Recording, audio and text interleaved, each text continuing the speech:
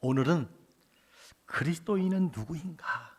라는 제목으로 우리가 당당하게 세상에서 나 크리스천이에요 라고 말해야 될 이유에 소중한 은혜를 누리시기를 주의 이름으로 간절히 축복합니다. 예수 믿는 사람을 일컬어 그리스도인이라고 합니다.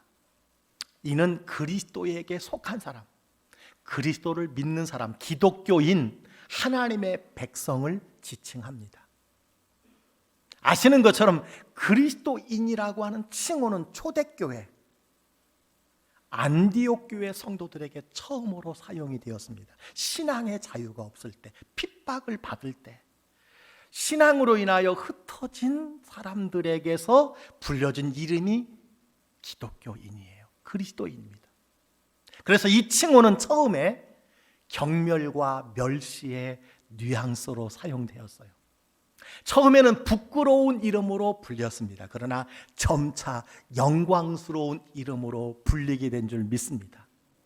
자, 그리스도인이라는 의미가 무엇일까? 세계적인 설교가 마틴 로이드 존스 목사님은 그의 로마서 강해에서 7가지를 말씀하셨어요.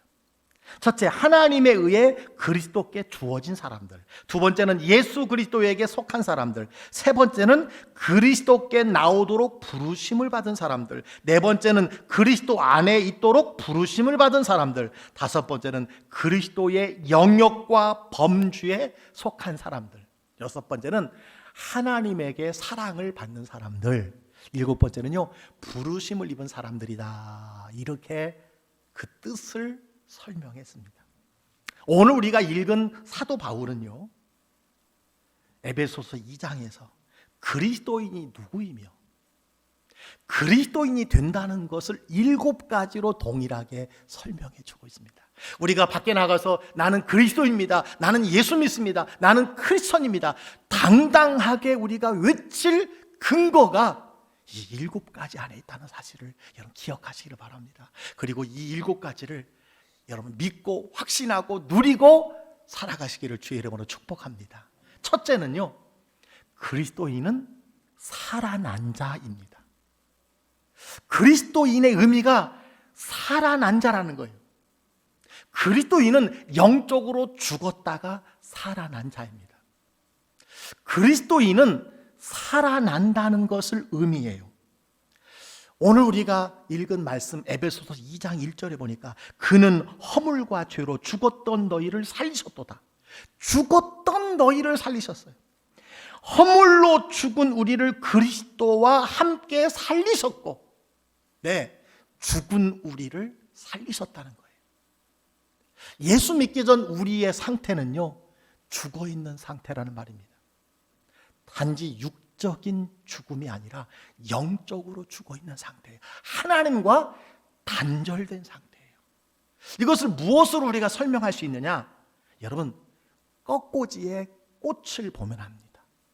이 꺾꽂이의 꽃이 살았습니까? 죽었습니까? 살았어요? 죽었어요? 죽었어요. 왜 죽었지요? 뿌리와 단절되어 있기 때문에 죽은 겁니다. 예수를 믿기 전 우리의 상태가 죽은 상태예요. 세상의 모든 사람들, 여러분 그 육적으로는 살아있지만 영적으로 죽어 있습니다. 그래서 70년 혹은 80년 후에 심판에 이르는 거예요. 왜? 지금 하나님과 단절되어 있기 때문에. 믿기 전에는 우리가 육적인 죽음이 아니라 영적으로 죽어 있었어요. 그러나 예수 그리스도의 십자가의 은혜로 우리는 하나님과의 관계가 회복이 되었고 그분께 연결이 되었고, 그래서 우리는 살아난 자가 된 줄 믿습니다. 영적으로 살았습니다. 세상 사람들은 그래서 영적 감각이 없어요. 아무리 똑똑해도요, 아무리 많이 배워서도 영적으로 목마름이 없어요. 하나님에 대한 생각이 없어요. 왜 예배하는지, 왜 기도하고, 왜 찬양하는지 그 이유를 모릅니다. 왜? 감각이 죽었기 때문에. 그래서 주일에 예배를 나아가는 우리들을 이상하게 보는 거예요. 그 시간 그냥 집에서 편히 쉬지, 산이나 올라가지, 이해를 못하는 거예요. 왜? 영적으로 죽었기 때문에. 그래서 그리스도인이 된다는 것은요, 죽었던 영적인 감각이 살아난다는 것을 의미합니다. 특별히 지성과 감성과 의지에 있어서 영적으로 깨어난다는 것을 여러분 이야기한다는 것을 기억해야 됩니다. 지성의 변화가 있어요. 그리스도인이 되면 영적인 감각이 살아나서 이제 하나님을 인식하게 되고 영적인 것에 관심을 갖게 되는 것입니다. 그래서 로마서 8장 5절에 보니까 육신을 따르는 자는 육신의 일을, 영을 따르는 자는 영의 일을 생각하나니, 그래서 예수를 믿은 후에요, 영적인 일을 자꾸 생각하는 거예요. 생각한다는 것은 관심을 갖는다는 겁니다. 이상하게 관심이 가져져요. 하나님에 대한 관심이 가져지고요, 보이지 않는 세계에 관심이 가져지고, 이 땅 삶 이후의 생애에 대해서 관심이 가져져요. 왜 그렇습니까? 그리스도인은 영적인 일에 관심이 생기게 되는, 영적으로 다시 살아난 자이기 때문에 그런 줄 믿습니다. 지성의 변화가 일어나요. 감성의 변화도 일어납니다. 베드로전서 1장 8절에 보니까 이렇게 말씀하고 있어요. 예수를 너희가 보지 못하였으나 사랑하는도다. 이제도 보지 못하나 믿고 말할 수 없는 영광스러운 즐거움으로 기뻐하니. 예, 감성의 변화가 일어나는 거예요. 이런 사람이 그리스도인입니다. 어떤 감성의 변화가 일어나느냐? 예배를 드리고 싶고요, 찬양을 드리는데 눈물이 나고, 너무 찬양이 은혜되고 감사해서 박수가 저절로 나오고, 주님을 사랑하는 감정이 막 일어나요. 죄에 대한 감각이 새로워집니다. 죄가 보이기 시작하고, 죄로 인하여 마음에 고통을 느끼기 시작하고, 그것을 하나님 앞에 고백하게 돼요. 이게 감성의 변화입니다. 왜? 영적으로 살았기 때문에. 영적으로 죽었을 때는요, 핸드폰 꺼져 있는 것과 똑같아요. 어떤 신호가 와도 아무런 표징이 없어요. 나타나는 것이 없습니다. 예, 그리스도는 살아난 자예요. 지성의 변화, 감성의 변화, 마지막으로 의지의 변화가 일어납니다. 기도하고 싶은 마음이 생겨요. 하나님의 뜻대로 살고 싶은 마음이 생겨요. 하나님의 뜻대로 살지 못한 것에 대해서 주일날만이라도 회개가 되고, 낙심이 되고, 내가 왜 이렇게 살았는지 기도하면서 눈물을 흘리고, 말씀을 듣고 읽고 쓰고 암송하고 싶어져요. 왜? 그리스도인이 되었기 때문에, 거듭났기 때문에. 그래서 그리스도인이 된다는 것은 새로 태어나는 것입니다. 거듭나는 거예요. 중생한 겁니다. 그리스도인이 된다는 것은요, 죽었던 영혼이 살아나는 거예요. 여러분, 살아난 자인 줄 믿으시기를 바랍니다. 그리스도인은 살아난 자들이에요. 이것이 그리스도인의 의미예요. 두 번째 그리스도인의 의미가 무엇이냐? 그리스도인은 따라가는 대상이 바뀐 자입니다. 여러분이 거듭나기 전에는, 예수를 믿기 전에는 내 뜻대로, 내 맘대로, 내 생각대로 따라갔어요. 살아갔어요. 그런데 사실은 그것이요, 공중의 권세 잡은 악한 영을 따라 산 것이라는 거예요. 진실로 예수를 믿으면 우리가 알잖아요. 야, 내가 이전의 삶이 그렇게 화려하고 대단한 것 같았지만 악한 영에 따라서 살았구나, 이것을 깨닫게 됩니다. 그래서 에베소서 2장 2절로 3절에 보니까 이렇게 말씀하고 있어요. 그때의 너희는 그 가운데서 행하여 이 세상 풍조를 따르고 공중의 권세 잡은 자를 따랐으니 곧 지금 불순종의 아들들 가운데 역사하는 영이라. 전에는 우리도 다 그 가운데서 우리 육체의 욕심을 따라 지내며 육체와 마음에 원하는 것을 하여, 예수 믿기 전에 똑같다는 거예요. 우리가 따르고 좋아하고 함께 하던 것이 똑같았습니다. 세상의 풍조를 따르고, 세상의 가치관을 따르고, 세상의 문화를 따르고, 세상 음악, 세상 철학, 세상 운세, 이것만 보고 따라다녔어요. 점치고 굿하고 오늘의 운세 날마다 보고. 이런 문제는 이 세상 풍조가 날로 더 악해져 간다는 거예요. 더 악해져 갑니다. 여러분 그거 느끼십니까? 이제 동성애도 수용을 하고 있어요. 많은 사람들이. 젊은이들은요, 놀라워요. 80%가 수용을 합니다. 결혼 전에 동거도 괜찮아. 부모들이 해요. 결혼 전 출산 좋아, 괜찮아. 이혼 선택이야. 여러분, 놀라운 것은 어린이들에게 젠더를 가르치는데, 성을 가르치는데, 성도 내가 선택할 수 있어. 너 남자야? 너 여자로 살 수 있어. 너 여자야? 남자 될 수 있어. 이렇게 가르치는 거예요. 그래서 수십 가지의 성을 가르칩니다. 남성, 여성, 중성, 간성, 통성, 트랜스젠더, 게이, 레즈비언. 여러분, 기가 막힌 일이에요. 왜 기가 막힌 일이냐면, 이게 곧 10년, 15년 후에는요, 며느리가, 사위가, 내 가족이, 성도가 이런 사람일 수 있을 가능성이 아주 높습니다. 우리 아이들이 배우는 동화책과 교과서에서 세상 풍조를 쫓아가게 만들고 있어요. 그리고 아름답지? 아름다워요. 육체의 마음에 원하는 것을 따르도록 세상에 가르칩니다. 조장합니다. 괜찮다고 말합니다. 법을 제정합니다. 그것에 대해서 반대하는 사람은 아까 말했잖아요. 포비아, 혐오스럽게 여기는 거예요. 그런데 여러분, 이것이 공중의 권세 잡은 자를 따라가는 것이라는 거예요. 사단을 따라가는 거예요. 우리가 몰라서 그렇지 결국에는 공중의 권세 잡은 자를 따라가는 거예요. 이것이 예수 그리스도를 믿기 전에 사람들의 모습이라는 것입니다. 세상 풍조를 따라가는 거예요. 마귀를 따라가는 거예요. 사탄을 따라가는 겁니다. 그러나 그리스도인이 된다는 것은 따라다니는 것이 달라지는 것입니다. 공중의 권세 잡은 자를 따라하는데 이제는 성령을 따라, 말씀을 따라 산다는 것입니다. 하나님의 영의 인도하심을 받은 자가 되는 거예요. 할렐루야.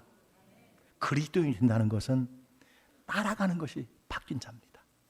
따라서 우리는 나는 그리스도인입니다 선포할 수 있어요. 선포해야 돼요. 자랑스럽게 용감하게 선포하시기를 주의 이름으로 축원합니다. 세 번째는요, 그리스도인이 된다는 것은요, 그리스도인의 소속이 바뀐 자입니다. 진노의 자녀에서 하나님의 자녀가 되는 거예요. 신분의 변화예요. 소속의 변화예요.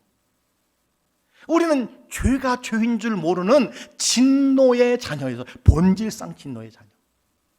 그런데 예수를 믿어 하나님의 자녀가 된 줄 믿습니다. 예수를 영접하여 하나님의 자녀가 된 거예요. 요한복음 1장 12절에 말합니다. 영접하는 자, 곧 그 이름을 믿는 자들에게는 하나님의 자녀가 되는 권세를 주셨으니 다른 것이 아니에요. 예수님을 영접하면 하나님의 자녀가 되는 권세를 주신 거예요. 신분이 달라졌어요. 소속이 달라졌어요. 따라서 그리스도인이 된다는 것은 하나님의 자녀가 된다는 것입니다. 아멘. 자녀에게는 특권이 있어요. 자녀에게는 백이 하나님이에요. 하나님의 자녀의 특권 중에 제일 가는 특권이 기도의 특권이에요. 무엇이든지 구할 수 있어요. 무엇이든지 요청할 수 있어요.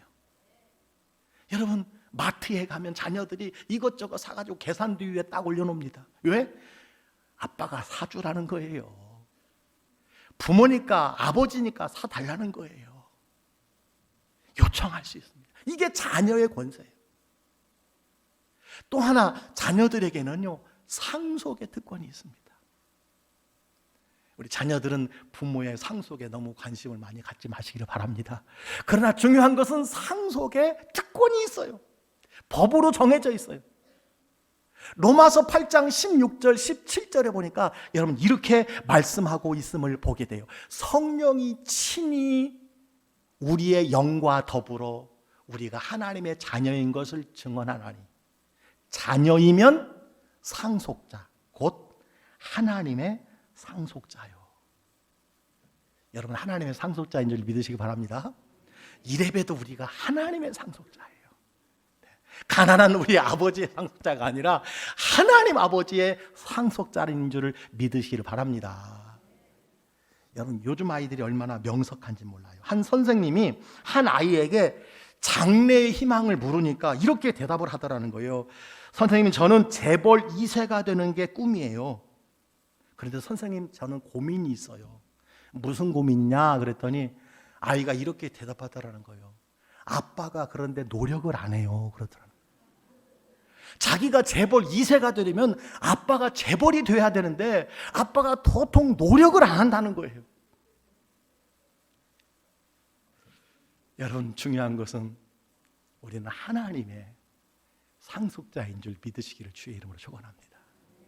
그리스도인이 된다는 것은요, 하나님의 사랑받는 자녀가 된다는 것이고, 그리스도인이 된다는 것은 하나님의 자녀 노릇하는 거예요. 이것이 여러분의 감사의 고백이 되기를 주의 이름으로 축원합니다. 소속이 바뀌는, 신분이 바뀌는 거예요. 네 번째, 그리스도인이 된다는 것은요, 구원을 선물로 받는 겁니다. 아멘. 오늘 2장 5절에 이렇게 말하잖아요. 너희는 은혜로 구원을 받은 것이라. 구원을 받은 것이라. 구원을 받은 것이라.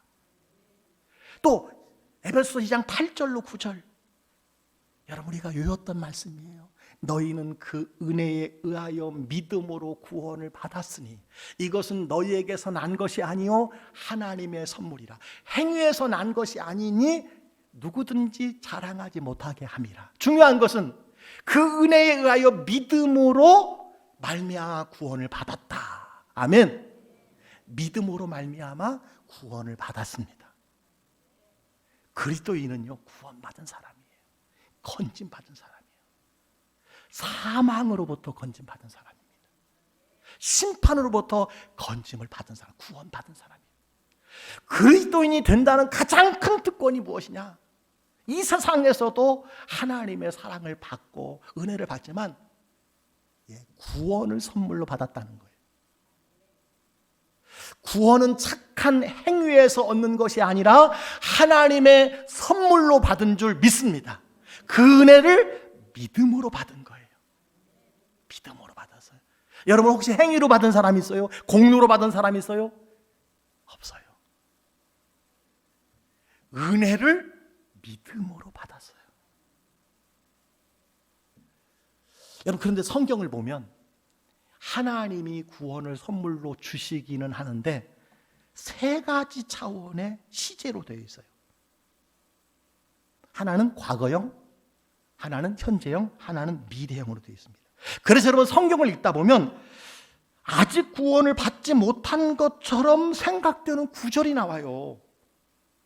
분명히 예수 그리스도를 구세주와 주님으로 믿을 때, 영접할 때 마음으로 믿어 의에 이르고 입으로 시인하여 구원을 받는다고 분명히 말씀을 했는데 어떻게 된 것일까? 시제 때문에 그렇습니다. 시제 때문에. 제가 9년 동안 세 번째 지금 이야기를 드리는 거예요. 시제 잘 기억하세요. 그리스도인이 되었다는 것은 구원을 받았다는 것인데요, 세 가지 차원으로 우리가 생각해야 돼요. 첫 번째는요, 이미 받은 구원입니다. 이미 받았어요. 예수를 그리스도로 영접할 때, 우리가 10년 전에, 5년 전에, 작년에 예수 그리스도를 내가 인격적으로 나의 구주요 주님인 것을 내가 믿었어요. 영접했어요. 그걸 칭의라고 합니다. 의롭다고 여겨주시는 것. 이미 받은 구원입니다. 이걸 영의 구원이에요. 하나님과 끊겨진 관계가 다시 회복이 된 거예요. 그래서 에베소서 2장 5절에 말합니다. 너희는 은혜로 구원을 받은 것이라. 받았다는 거예요. 2장 8절에 말합니다. 너희는 그 은혜에 의하여 믿음으로 말미암아 구원을 받았으니. 받았습니다. 아멘. 요한복음 5장 24절, 오늘 말씀이죠. 다 같이 한번 읽어볼까요? 내가 진실로 진실로 너희에게 이르노니 내 말을 듣고 또 나 보내신 이를 믿는 자는 영생을 얻었다는 거예요. 과거 완료해요. 영생을 얻은 거예요. 구원을 얻은 겁니다. 여러분, 예수 믿으십니까? 예수님 영접하셨습니까?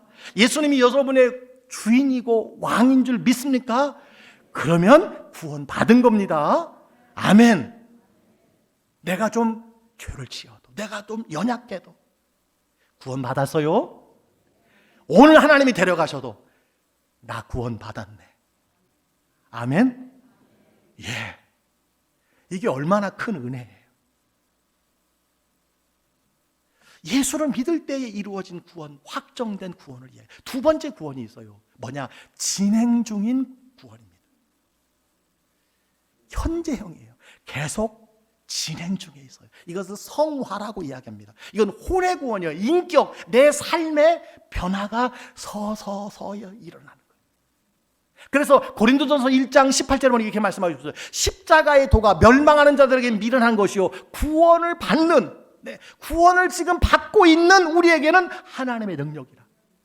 빌립보서 2장 12절에 이렇게 말합니다. 나의 사랑하는 자들아, 너희가 나 있을 때뿐만 아니라 더욱 지금 나 없을 때에도 항상 복종하여 두렵고 떨림으로 너희 구원을 이루라. 아니, 구원을 받았는데 왜 구원을 이루라고 말하는 거예요? 진행 중인 구원이라는 거예요. 여러분이 구원받은 자의 인격으로, 성품으로, 예수를 닮은 사람으로 계속해서 여러분 구원받는 자의 삶을 살아가라고 하는 것을 말씀하는 줄 믿으시기를 바랍니다. 세 번째 구원이 있어요. 미래 구원입니다. 미래형 구원이에요. 영화에 이르는 구원입니다. 육의 구원이에요. 육. 로마서 13장 11절에 이렇게 말합니다. 또한 너희가 이 시기를 알거니와 자다가 깰 때가 벌써 되었으니 이는 이제 우리의 구원이 처음 믿을 때보다 가까웠습니다. 구원이 가까웠다는 거예요. 미래에 이루어질 구원입니다. 육체의 장막 언젠가는 벗습니다. 육체의 장막을 벗을 날이 30년 전보다 지금이 가까워졌습니다. 20년 전보다 가까워졌어요. 10년 전보다 가까워졌어요.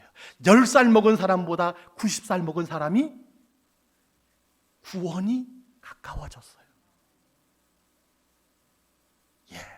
세월이 지나갈수록 이 구원이 가까워져 왔다는 거예요. 주께서 다시 오실 때 완성되는 미래에 받을 구원을 의미합니다. 그런데 우리가 분명히 기억해야 될 거예요. 우리가 구원을 받았다라고 하는 것은 첫 번째 거예요. 아멘? 받은 구원이에요. 이미 받은 구원. 과거형이에요. 여러분 구원 받았습니다. 이 구원의 세 가지 시제를 혼동해서 사람들이 내가 구원 받았는지 안 받았는지, 내가 지금 예배를 잘 드리고 성령 충만하게 기도하고 살면 나 구원 받았어. 그런데 어느 순간은 구원이 8원이 돼버려요. 내가 구원이 받았는지 희미해져요. 왜 그렇습니까? 이거에 대한 혼동이 있는 거예요. 그러나 분명히 믿으시기 바랍니다. 여러분 구원 받았습니다. 아멘? 아멘. 구원 받았어요. 네, 이 세 가지 시제를 통합적으로 가르쳐 주시는 말씀이 있어요. 고린도서 1장 10절이에요.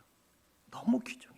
다 같이 한번 읽어볼까요? 시작. 그가 이같이 큰 사망에서 우리를 건지셨고 또 건지실 것이며 이후에도 건지시기를 그에게 바라노라. 아멘. 여기에 다 나와 있잖아요.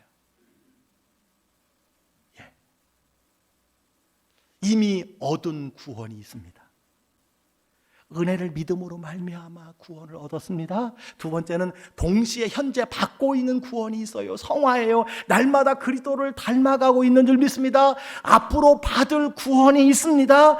앞으로 우리 광주교회 모든 성도들은 다 구원을 받게 될 줄 믿습니다. 여러분 세 가지 선물 받으셨습니까? 구원의 세 가지 선물을 다 받으시기를 바랍니다. 여러분 스스로를 점검해야 돼요. 제가 물을 때 아멘 하시기 바랍니다. 여러분 구원 받으셨습니까? 구원 받고 계십니까? 구원의 약속을 믿으십니까? 예, 그래서 사도 바울은요 빌립보서 2장 12절에 두렵고 떨림으로 너희 구원을 이루라 이렇게 말했어요. 구원 받았습니다. 구원을 받고 있습니다. 영원히 구원을 이루실 줄 믿습니다. 그리스도인이라고 하는 뜻은요 이런 의미가 있어요. 자랑해야 돼요. 우리가 누군데 부끄러워하지 말아야 돼요. 고난을 받아도 당당해야 돼요. 다섯 번째 이유가 있습니다. 그리스도인은 새로운 피조물이 되는 거예요. 에베소서 2장 10절 말씀 여러분 한번 볼까요? 우리는 그가 만드신 바라 그리스도 예수 안에서 선한 일을 위하여 지으심을 받은 자니 이 일은 하나님이 전에 예비하사 우리로 그 가운데서 행하게 하려 하심이라. 선한 일을 위하여 지음을 받았다는 거예요.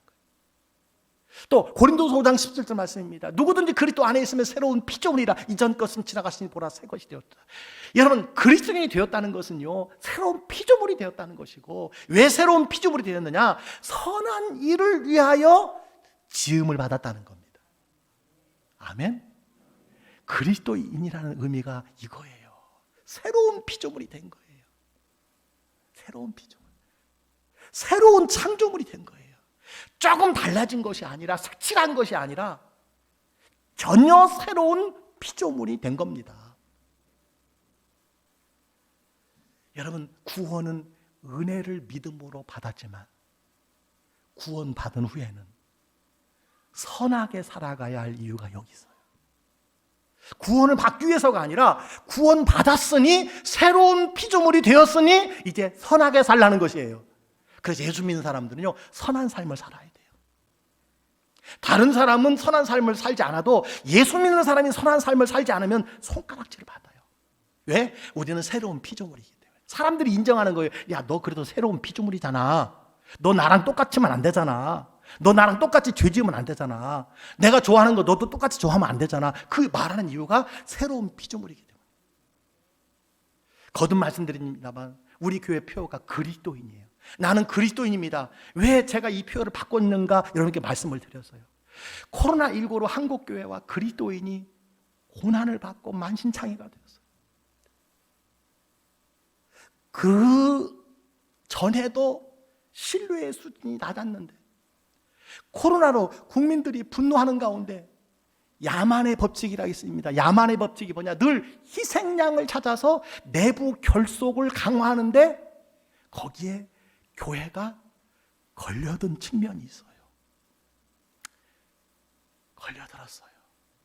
일부 99%의 교회와 그리스도인이 잘 따랐지만 일부의 사람들이, 일부의 교회가, 제가 그분들 탓으로 돌리는 것은 아닙니다. 그러나 어쨌든 그리스도인이, 교회가, 목사가 걸려든 측면이 있어요. 언론이 교회를 비판하려고 덫을 놓고 기다리고 있는데 거기에 계속 빠져들어가는 거예요. 교회가 이기적인 집단으로 교회와 그리스도인 포비아가 생겨났어요. 포비아가 뭐냐? 혐오예요. 혐오. 여러분 경험했잖아요. 작년, 재작년에 식당 입구에 기독교인 출입 금지 많이 있었습니다. 교회 다닌 사람 직장 출근할 때 조심해. 교회 다닌 사람 주일날 교회 가면 알아서 해. 이런 일들이 많이 있었어요. 작년, 재작년에 우리 주변에도 그런 분이 많아요. 식당에 가서 기도했는데 기도한다고 쫓겨나는 분들이 많이 계세요. 왜 밥이나 먹을 것이지 왜 5-6명 모여서 왜 대표로 기도하느냐는 거예요. 여러분, 참 기가 막힌 일들이 우리 가운데 있지 않았습니까? 우리는 주님의 말씀을 잘 들어야 돼요. 뱀같이 지혜롭고 비둘기같이 순결하라는 말씀을 잘 기억해야 돼요. 좀 뱀같이 지혜로웠어야 돼요. 여러분, 마태복음 5장 16절에 이런 말씀이 있습니다. 너희 빛이 사람 앞에 비치게 하여 그들로 너희 착한 행실을 보고 하늘에 계신 너희 아버지께 영광을 돌리게 하라. 너희 빛을 사람 앞에 비추라는 거예요. 그래서 너희 착한 행실을 그들이 보고, 예수 믿는 사람들의 착한 행실, 교회의 착한 행실을 보고 하늘에 하나님께 영광을 돌리라고 그렇게 성경은 말씀해 주고 있습니다. 그리스도인은 새로운 피조물이 되었어요. 선한 일을 위해서 지음받았습니다. 여러분이 나는 크리스찬이야, 나는 그리스도인이야, 부장님, 사장님, 저는 예수 믿는 사람입니다, 친구야, 나 예수 믿거든, 이 말을 통해서 당신을 보니 교회와 그리스도인이 나쁘지 않은 것을 나는 믿습니다, 이런 말을 들을 수 있기를 주의 이름으로 축원합니다. 축원합니다. 여섯 번째로요, 그리스도인이 된다는 것은 그리스도인은 외인에서 가족이 된다는 의미예요. 중요한 겁니다. 오늘 에베소서 2장 11절로 12절 말씀 다 같이 한번 읽어보겠습니다. 시작. 그러므로 생각하라. 너희는 그때에 육체로는 이방인이요 손으로 육체에 행한 할례를 받은 무리라 칭하는 자들로부터 할례를 받지 않은 무리라 칭함을 받은 자들이라.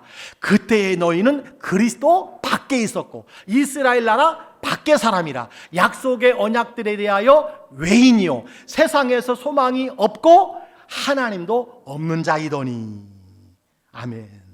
이게 우리가 예수 믿기 전에 우리의 모습이라는 거예요. 원래 우리의 모습.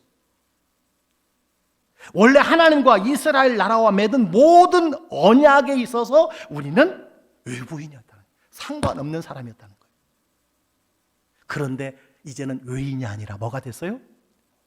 가족이 됐어요. 식구가 됐어요. 권속이 되었다는 겁니다. 아멘. 그래서 에베소서 2장 13절에 말해요. 이제는 전에 멀리 있던 너희가 그리스도 예수 안에서 그리스도의 피로 가까워졌느니라. 가족이 된 거예요. 외인이 아니에요. 외부인이 아니에요. 약속과 상관없는 자가 아니라 그리스도의 피로 가까워졌어요. 가족이 되었습니다. 에베소 2장 19절을 말합니다. 그러므로 이제는 너희는 외인도 아니요 나그네도 아니요 오직 성도들과 동일한 시민이요 하나님의 뭐요? 권속이라. 권속이 뭔지 아세요? 가족이라는 가족. 여러분 하나님의 가족이에요. 우리는 다 영적으로 하나님의 가족인 줄 믿습니다. 한 식구라는 것을 말씀해 주고 있습니다. 여러분 잘 보세요. 원래 우리는 그리스도의 밖에 있고 이스라엘 나라의 밖에 있고 약속의 언약 밖에 있고 소망 밖에 있고 하나님 밖에 있는 외부인이었어요. 성경에 그 많은 하나님과의 약속의 축복이 우리와 아무 상관이 없는 자였습니다. 그런데 그리스도인이 되었다는 것은요, 이제 그리스도 안, 이스라엘 안, 언약 안, 소망 안, 하나님 안으로 들어왔다는 사실을 믿으시길 바랍니다. 이게 그리스도인이에요. 여러분이 영적 이스라엘의 백성이요 가족으로 편입되었음을 믿으시기를 축원합니다. 여러분 하나님께서 모세를 통하여 이스라엘과 맺은 언약이 얼마나 많은지 몰라요. 신의 산 언약. 출애굽기 19장 6절 보니까 너희는 내게 대하여 제사장 나라가 되고 거룩한 백성이 되리라. 원래 우리하고 상관없는 말이에요. 그러나 이제 우리에게 해당되는 말이 되었어요. 신명기 30장 19절에 보니까 내가 생명과 사망과 복과 저주를 내 앞에 두었은즉 너와 내 자손이 살기 위하여 생명을 택하라. 이게 우리와 원래 아무 상관이 없는 말씀이에요. 그러나 이 말씀 안에 우리가 들어온 줄 믿습니다. 우리는 소망 밖에 있었던 사람이에요. 소망이 없는 사람이었어요. 그러나 소망 안에 들어왔어요. 세상 소망도 있고 세상 떠난 이후에 소망도 있는 자예요. 하나님의 보호를 받는 하나님 나라 시민이요 가족입니다. 식구예요. 권속이에요. 여러분 그래도 가족이잖아요. 그래도 가족. 그리스도인이 됐다는 것은요 바로 이런 의미가 있어요. 마지막으로 그리스도인이 되었다는 것은요 성전이 되어간다라는 의미입니다. 에베소서 2장 20절로 22절에 이런 말씀이 있어요. 너희는 사도들과 선지자들의 터 위에 세우심을 입은 자라. 그리스도 예수 안에서 친히 모퉁이들이 되셨느니라. 그의 안에서 건물마다 서로 연결하여 주 안에서 성전이 되어가고 너희도 성령 안에서 하나님이 거하실 처소가 되기 위하여 그리스도 예수 안에서 함께 지어져 가느니라. 아멘. 그리스도인이 누구냐? 성전이 되어가는 사람이에요. 성전이 무엇입니까? 하나님의 거처예요. 그것이 성전이에요. 우리 안에 하나님의 영이 계셔요. 그래서 우리 마음이 성전이라고 해요. 너희 몸이 성전이라고 그렇게 말씀해 주고 있어요. 그리스도인이 된다는 것은요 하나님이 거하시는 존재가 되는 거예요. 하나님이 거하시는. 여러분의 삶이 온통 하나님이 거하시는 성전이 되시기를 주의 이름으로 축원합니다. 교회에서만이 아니라 직장에서도 가정에서도 믿지 않는 사람들 가운데서도 여러분 안에 하나님의 성전이 세워지기를 주의 이름으로 축원합니다. 그래서 예수 믿는 사람들은요, 그리스도인은 평생 하나님의 전을 지어가는 사람이라고 말할 수 있어요. 여러분 하나님의 성전으로 지어져 가고 있습니까? 계속 지어져 가시기를 주의 이름으로 축원합니다. 예. 여러분 삶 전체를 하나님이 거주하시는 장소로 건축해 나가라는 거예요. 지어가라는 거예요. 많이 성전이 지어진 사람이 있고, 성전을 짓기 시작만 하다가 중단된 사람이 있고, 잘 지어놓고 지금 허물고 계시는 분이 혹시 있을지 모르겠어요. 여러분 교회 생활은 여러분 안에 계시는 하나님의 거처를 지어가는 거예요. 여러분 신앙생활 지금 잘 지어가고 있습니까? 그렇게 계속 지금 그 속도로 그렇게 지어가면 괜찮겠습니까? 그렇게 사셔야 돼요. 그래서 예수를 믿으면 믿을수록, 신앙생활을 하면 할수록 성장해야 돼요. 성숙해야 돼요. 예수 그리스도를 닮아가야 돼요. 모양이 아니라 삶이, 말이, 생각이, 열매가 좀 달라져야지요. 세워져 가느니라, 지어져 가느니라. 계속 지어져 가야 합니다. 그리스도의 장성한 분량에 이르기까지 자라가야 돼요. 오늘 이 말씀을 듣고 깨닫는 은혜가 있기를 주의 이름으로 축원합니다. 말씀을 정리합니다. 그리스도인이 누구입니까? 그리스도인의 의미가 무엇인지를 7가지로 정리했습니다. 그리스도인이 된다는 것은 죽었던 영적인 감각이 살아나는 것입니다. 여러분 영적으로 살아있습니까? 무디어져 있지는 않습니까? 그리스도인이 누구인가? 그리스도인이 된다는 것은 따라가는 대상이 바뀐다고 그랬어요. 세상 풍조 쫓고 공중 권세 잡은 자를 따르고 육체의 소욕을 따라 살다가 이제는 그것을 따라가지 아니하고 하나님의 말씀을 따라가고 진리의 영이신 성령을 따라가는 거예요. 여러분 그렇게 사시기를 주의 이름으로 축원합니다. 그리스도인이 된다는 것은 소속이 바뀐 자라고 그랬어요. 진노의 자녀에서 하나님의 자녀가 된다는 것이었어요. 여러분 정말로 하나님의 자녀로 살아가고 있습니까? 네 번째는 그리스도인이 된다는 것은요, 구원을 선물로 받는다는 것을 의미했습니다. 여러분 구원 받으셨습니까? 받고 계십니까? 받을 것을 기대하십니까? 이거 아멘 해야 돼요. 다시 한번요. 여러분 구원 받으셨습니까? 구원 받고 계십니까? 구원 받을 것을 기대하십니까? 아멘. 5번째, 그리스도인이 된다는 것은 새로운 피조물로 재창조되는 것이라고 그랬어요. 무엇을 위해서? 선한 일을 위해서. 여러분 그렇게 살고 계십니까? 그 빛을 비추시기를 주의 이름으로 축원합니다. 6번째는요, 그리스도인 된다는 것은 외인에서 가족이 되는 것이라고 했어요. 특권이 있습니다. 그 특권 행사하시기를 주의 이름으로 축원합니다. 아버지께 달라고 하시기 바랍니다. 아버지 백을 좀 사용하시기를 주의 이름으로 축원합니다. 7번째, 그리스도인 된다는 것은요, 하나님의 성전이 되어간다고 그랬어요. 지어간다고 그랬습니다. 처음 예수를 믿을 때보다 성장하고 있나요? 계속 지어가고 있습니까? 혹시 지은 거 지금 무너뜨리고 있지는 않습니까? 7가지 대답에 아멘이라고 답하는 은혜가 있기를 주의 이름으로 간절히 축원합니다. 그래서 베드로전서 4장 16절이 뭐죠? 우리가 외웠던 말씀 있죠? 예. 만일 그리스도인으로 고난을 받으면, 지금 세상에서 그리스도인이라고 하는 이름으로 고난을 받을 수밖에 없어요. 고난을 받고 있습니다. 이미 받았습니다. 어떻게 해야 돼요? 부끄러워하지 말라는 거예요. 부끄러워하지 마라. 도리어 어떻게 하라고? 그 이름으로, 그리스도인이라는 이름으로 하나님께 영광을 돌리라. 그래서 나는 그리스도인입니다.